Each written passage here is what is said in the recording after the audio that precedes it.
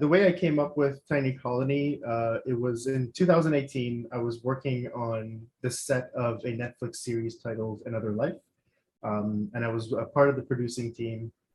And I was tasked with, being at Video Village. Video Village is where the monitor is, where they're shooting something on set, and the feed is on the monitor, and my task was to watch the monitor for any imperfections within the frame. And I was deep into watching that for about a week. Uh, During that time, there was unrest in the world. There was fear of a war breaking out. And I'm Iranian originally. I've been in Canada for over 15 years now, but I'm originally from Iran. And at the time, I was worried about what could happen to Iran if there was unrest in terms of another war.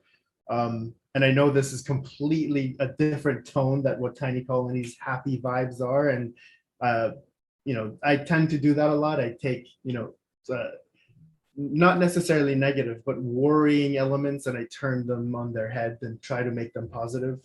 But yeah, Awesome. so there was that unrest, and I was like, what would happen if there was another war and a nuke went off and it affected us way more than we have ever thought a nuke would affect us.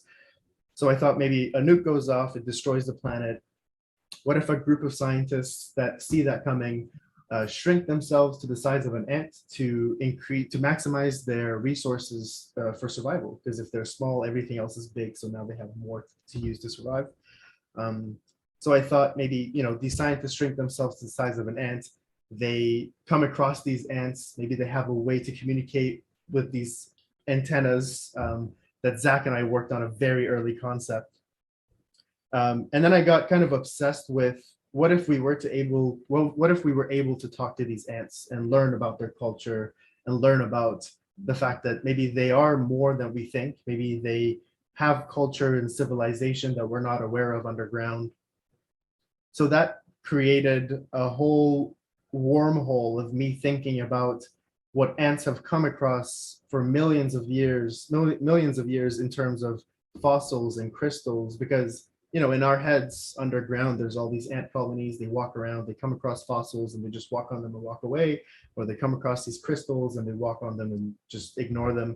But what if they're highly intellectual, they're able to digest and understand what these elements are and learn from it and better themselves. And that in turn led me to create this fictional universe of different ant factions that have learned from humanity over the years, that end up coexisting with these tiny scientists, building a very highly functional and highly technologically advanced ant colony with the help of these ants. So it originated from a place of unrest, but in turn it led to building a world that I'm very happy with.